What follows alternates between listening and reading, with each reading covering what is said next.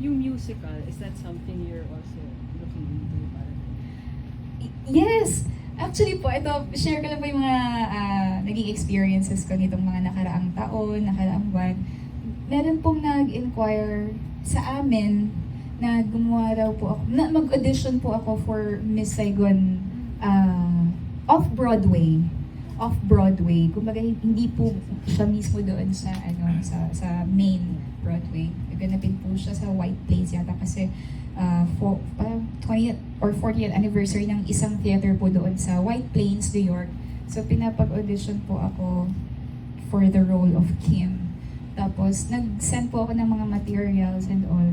Kaya lang po dahil sa sobrang tight na po ng naging schedules, sa pagkakaalala ko po, April po yung show.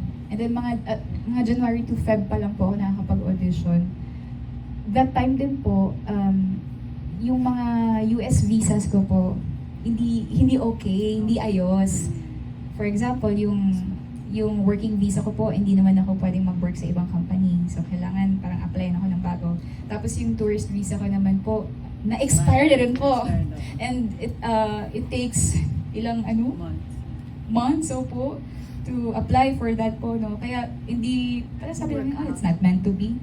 Eh, nagkataon din po na 3 weeks before the show, doon na lang din po makakapag-rehearse. So parang very taxing, magiging taxing po yung, yung rehearsals doon, schedules and all. Tapos hanggang sa naging 2 weeks na lang po, talagang wala na po kaming magawa and all. Nag-consult na po kami sa mga attorneys, immigration attorneys kung paano.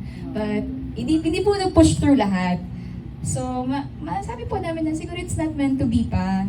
Kaya, in the future po, kapag may mga offers to audition, well, willing naman po ako if maganda po yung bibigay na experience dito. thank you. Thank you po. Okay, thank you so